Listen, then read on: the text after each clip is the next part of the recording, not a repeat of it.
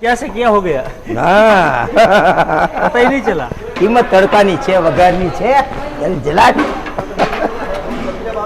Basil પત્તા અને આપણે લેમન ગ્રાસ જો આ સૂપ ઓકે रेडी संजय भाई રેડી રેટ ચકાચક જલજલાટ મારી ઘડિયાળમાં અત્યારે વાગ્યા 5:45 6 લ્યો ને એટલે ગણતરી કરો 2 3 4 5 ને 6 5 કલાક થઈ રેસીપી કેટલી લીધી તું કે છે મેક્સિમમ 3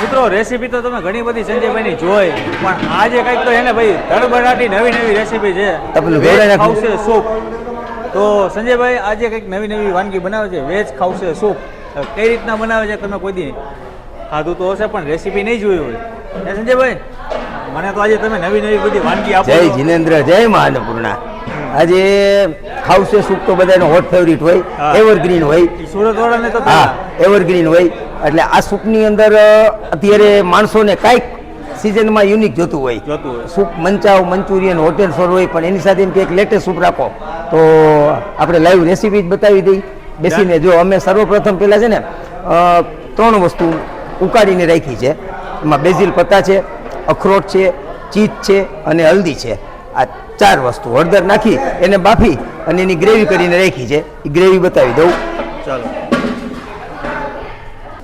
સંજય તમે આ જે છે એનું બધું ગ્રેવી કરી બાફીને બધું રાખી દીધું છે ઓકે બરાબર હવે આનો કરશો વઘાર ઓહો હા કરશો વઘાર વેજ એક્ઝો ખાવશે સૂપ જેનું પાણી આપણે ગ્રેવી કરી એનો જ પાછો આપણે તડકો મારશું જો આ પાણી ઉકળવાનું શરૂ થઈ ગયું ઓકે બરાબર હવે આની અંદર સર્વપ્રથમ લસણ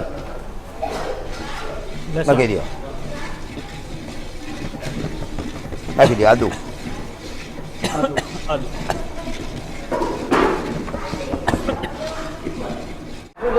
અખરોટ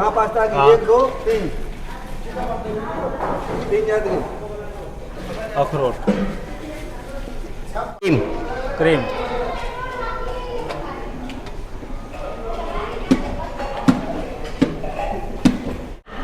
સંજયભાઈ આ વાનગી વધારે લોકો ક્યાં ખાવાનું પસંદ કરતા હોય આમ ગુજરાત સાઈડ વધારે ચાલે બરાબર સુરતમાં વધારે હા બધી ટકા ગુજરાત લગભગ ગુજરાતમાં એવરગ્રીન સૂપ કહેવાય બધાની ભાષામાં ગણતરી કરો ને બેસ્ટ કહેવાય કેમ કે આમાં એક તો પેલા કોઈ નથી આજીનો મોટો આવતો નથી ગ્રીન ચીલી આવતો નથી રેડ ચીલી આવતો નેચરલ ફક્ત બેઝિલ પત્તા તુલસીના પાન અને અખરોટ અને ચીઝ આટલી જ વસ્તુ આવે છે એટલે નેચરલ વસ્તુ હળદર સેટેલાઇટ નાખી દેવાની કોકોનટ મિલ્ક આ કોકોનટ મિલ્ક હા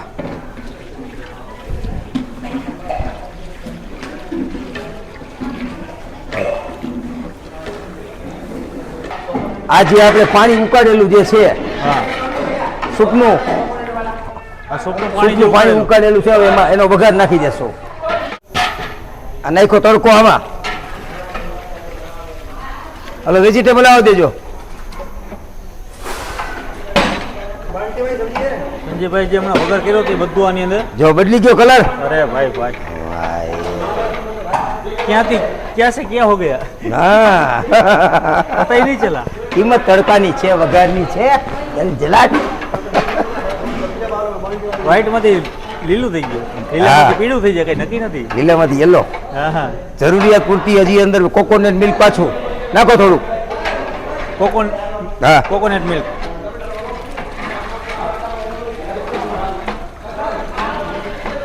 બેઝિલ પત્તા અખરોટ ને ચીઝ જે બાફ્યું એની અંદર મીઠું નાખ્યું હતું બાફવામાં હવે આની અંદર સ્વાદ અનુસાર થોડુંક જ મીઠાની જરૂર પડશે અને મીઠું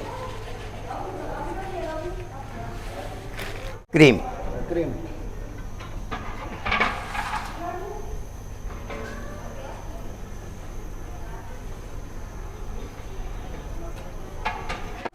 હવે જેમ આપણે વેજીટેબલ બધા ઇંગ્લિશ આવે જેમ તમને કીધું કે ઇંગ્લિશ વેજીટેબલ તો આની અંદર જુગની છે સેલેરી પત્તા છે બેઝિલ પત્તા છે આ બધી વસ્તુ આની અંદર કોથમરી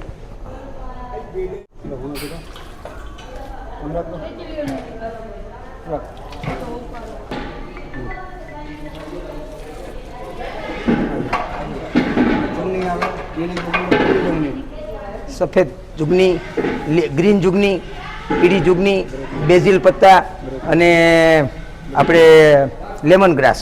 જો આ સૂપ ઓકે રેડી સંજયભાઈ? રેડી રેટ ચકાચક જલજલાટ. લોકોને તમે બધી નવી નવી વાનગી આપો છો સરસ મજાની. હા. અને લોકોને શું કહેશો તમે આમ બે શબ્દ બસ. તમારા વિશે? અને હવે લોકોને એટલું કહી દો કે આપણી રેસીપી ક્યારે ક્યારે આવતી હોય છે.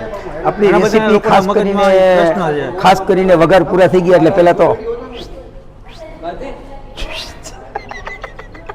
આમાં શું થાય ખબર છે કે આ બધું છે ને કપડા મેલા થઈ ગયા ને પછી ઘરવાળી દેકારા કરે કે વૈશાખ મહિને બધાને ખબર છે લગનગાળો સ્ટોપ થયો તે પછી વધીને બટેકાનું શાક, દાળ ભાત, કઠોળનું શાક આવું આવે તો આ એકને એક રેસીપી બે ત્રણ ફેરે રિપીટ કરી તો એ વસ્તુ નકામી થાય. કંઈક યુનિક અને નવી વસ્તુ હોય તો માણસોને કંઈક મજા આવે. એટલે સિઝન તમે ખબર હોય તો બધે લગનગાળો વૈશાખ મહિને પૂરો થયો તે પછી દેવ દિવાળીએ ભગવાન પહેણા પછી લગનગાળો શરૂ થયો તો લગનગાળાની અંદર આ વખતે અમુક કેટરિંગની અંદર રેસીપીના શૂટ લીધા જ્યાં યુનિક છે, કાંઈક નવું છે જે શીખવા જેવું છે એ રેસીપી લીધી. એટલે હવે રેસીપી હું કહું દર મહિને એક અથવા 15 દિવસે એક રેસીપી મૂકે રાજભાઈ.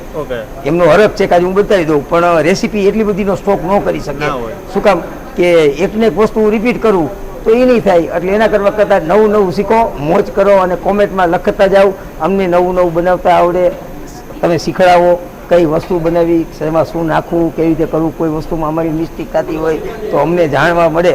એટલે હવે એક વસ્તુ ખાલી કોમેન્ટમાં એમ લખજો કે ભલે 15 દિવસે એક રેસીપી આવતી પણ યુનિક અને નવી રેસીપી આવી જોઈએ. સાચું ને? અને બીજું કે હમણાં આવે ઉત્તરાયણ. હો ભાઈ મકર સંક્રાંતનું ઊંધિયું તો ધડ ભડાટી અત્યારે લાગે પગેલ એની ધાર. લાઈવ જ વિડીયો છે, લાઈવ ટેલિકાસ્ટમાં સવારમાં લગભગ વહેલું શૂટ દઈ દેવું છે અને તાત્કાલિક ઉત્તરાયણ વાળા તૈયારી કરી રાખી દેજો જૂનો વિડીયો જોઈને. એટલે તમારે ઘરે બનાવવું હોય તો બનાવે. દર વખતે મારે ઊંધિયું તો ભાઈ માતાજીની કૃપા છે અને ધડ બળાટી હોય તો આ વખતે પણ મકર સંક્રાંતના દિવસે ઊંધિયું, રજવાડી બટેટી, રસપાત્રા, બાસુંદી, અંગુર રબડીની મોજ રોજ. અને આજે તમે કઈક શર્ટ ભાઈ રોકો, કોઈ દિવસ શર્ટમાં જોયા નથી હે? મસ્ત લાગે, સારું લાગે ને? એક નંબર. બસ જય ભગવાન. મિત્રો આવો નવો પ્રેમ સપોર્ટ આપતા રહેજો અને વિડીયો તમને જો સારો લાગે તો વિડીયોને બને એટલો આગળ શેર કરતા રહ્યો જેથી કરીને નાના બહેનોને, મોટા વડીલોને, કોઈ બહાર વિદેશમાં રહેતા હોય, એકલા રહેતા હોય તો એને કામ આવે. હા બસ આ ખાસ વસ્તુ ગૃહસ્થીમાં જે વસેલા છે તે લોકોને આપણે જોતા હશે, સાચી વાત છે. પણ ખરેખર જે લોકો સિંગલ પરિવારમાં છે, જે સ્ટુડન્ટો દેશની બહાર ભણવા ગયા છે, જે લોકો સિંગલ રહે છે તે લોકો ખરેખર રેસીપી જોઈને બનાવતા હોય છે. અને એક હેતુ એવો જ હોય છે બેસીને કે કાંઈક આપણે અલગ શીખડાવી, અલગ બનાવે. એ અલગ બનાવશે તો કાંઈક એને ઘરે નવું મળશે. જેમ કે આજે દાખલા તરીકે જોબ ઉપરથી 9-10 વાગે આવ્યા, અમુક ટકાના ગવર્મેન્ટના રૂલ્સ હોય 11 વાગે બંધ કરાવી દે. હવે એની ઈચ્છા થઈ તો શું કરવું, શું ખાવું, તો 10 મિનિટનો વિડીયો હોય ખાલી જોઈ લેવાનો, 2 ફેરે વાત પૂરી, બસ બનાવી નાખવાનું ફટાફટ. અને આપણે નોર્મલ રેસીપી વાળા જ વિડીયો લઈ જઈએ, કોઈ હાર્ડ રેસીપી વાળા વિડીયો નથી લેતા બને ત્યાં સુધી. બાકી તમે એમ કહો કે દરરોજ એક વિડીયો મૂકવો છે તો હમણાં ઢગલા કરી દઈ, પણ એમાં મજા નહીં. રાજામાં મજા નહીં, થોડામાં મજા, થોડામાં સંતોષ. કેમ કે જો એક વસ્તુ કહું કે ખરેખર નવી વસ્તુ આવે ને તે રાજભાઈનો ફોન હોય કે સંજયભાઈ ક્યાં કેવી વસ્તુ આવશે, શું આવશે, એટલે હું કહી દઉં કે તૈયારી. અને આ એક શૂટ કરવા માટે જે સામાન્ય સમય અમારે કેટરિંગમાં જોતો હોય, સામાન્ય રેસીપી બનાવ, અમે રસોડું બનાવતા હોય તો મેજોરિટી અમારું 2 કલાકમાં રસોઈ કમ્પ્લીટ થઈ જતી હોય. પણ શૂટ થતું હોય આ તમે બપોરે 1 વાગ્યાના આવ્યા છો અમદાવાદથી સીધા, મારી ઘડિયાળમાં અત્યારે વાગ્યા 5:45, 6 લ્યો ને, એટલે ગણતરી કરો 2, 3, 4, 5 ને 6, 5 કલાક થઈ. રેસીપી કેટલી લીધી તું કે છે મેક્સિમમ 3. તો હવે આ બધી વસ્તુ કેવી થઈ? એટલે સમય અંતરે 15 દિવસે રોજ દર 15 તારીખે 1 તારીખે વિડીયો મૂકવાનો રાજભાઈ. એટલે બધાને મજા આવે, જોઈએ કે કોમેન્ટ થાય, શેર થાય. બાકી વચ્ચે આવશે સંજયભાઈ કહે છે. હા વચ્ચે કાંઈક એમ લાગે કાંઈક નવું આવી ગયું પાછું મૂકી દેશું બેયને. ચાલો આજનો વિડીયો જો સારો લાગ્યો તો વિડીયો બને એટલો શેર કરો. જય માતાજી, જય શ્રી કૃષ્ણ, જય દ્વારકાધીશ.